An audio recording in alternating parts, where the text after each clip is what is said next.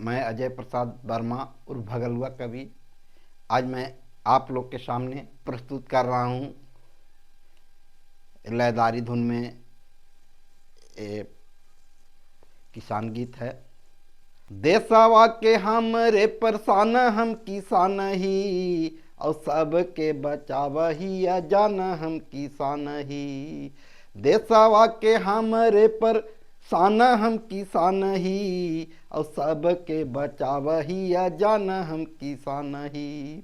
बड़े बड़े बाबू लोग घीऊ जे हथ पीत और हमर उपजावल अन्न खाके हथ जीत। बड़े बड़े बाबू लोग घीऊ जे हथ पीत और हमर उपजावल अन्न खाके हथ जीत।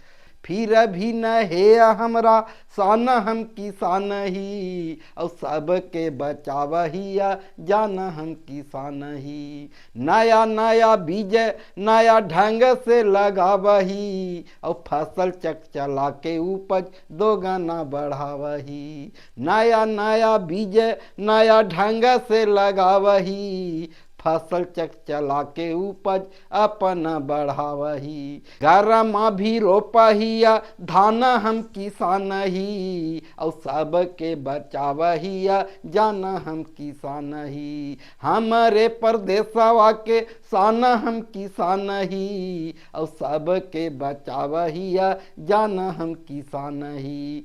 सावन भादो माघ चाहे रहे माह जेठ के, सावन भादो माघ चाहे रहे माह जेठ के, 12 मास खेत से जुगाड़ करी पेट के। 12 मास खेत से जुगाड़ करी पेट के। फूसावा से ठंडावा में तोपले परा नहीं, फूसावा से ठंडावा में तोपले परा नहीं और सबके बचावही जान हम किसान ही। ठंडावा में फूसावा से तोपले परा नहीं और सबके बचावही जान हम किसान ही।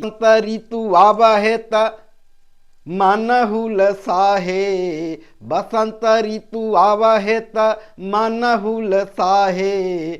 आम मंजुराहे औ महुआ को चाहे, आम मंजराहे औ महुआ को चाहे। मकई के खेतवा में गाड़ ले मचा नहीं, मकई के खेतवा में गाड़ ले मचा नहीं और सबके बचावही जान हम किसान ही। देशवा के हमरे पर सान हम किसान ही और सबके बचावही जान हम किसान ही। आबा है फागुना माता गेहूं गदराहे, आबा है फागुना माता गेहूं गदराहे और चैत के महीना में गेहुआ कटाहे, चैत के महीना में गेहुआ कटाहे। देशवा के सबसे महान इंसान ही और सबके बचावही जान हम किसान ही। देशवा के सबसे महान इंसान ही और सबके बचावही जान हम किसान ही। देशवा पर हमारे पर सान हम किसान ही और सबके बचावही जान हम किसान ही।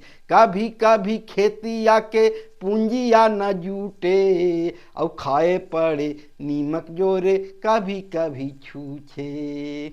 कभी कभी खेतिया के पूंजियो न जूटे और खाए पड़ नीमक जोरे कभी कभी छूछे। मनियारा के भगलुआ कभी गई ले गान ही और सबके बचावही जान हम किसान ही। मनियारा के भगलुआ कभी गए ले गान ही और सबके बचावही जान हम किसान ही। देशवा के हमारे पर सान हम किसान ही और सबके बचावही जान हम किसान ही।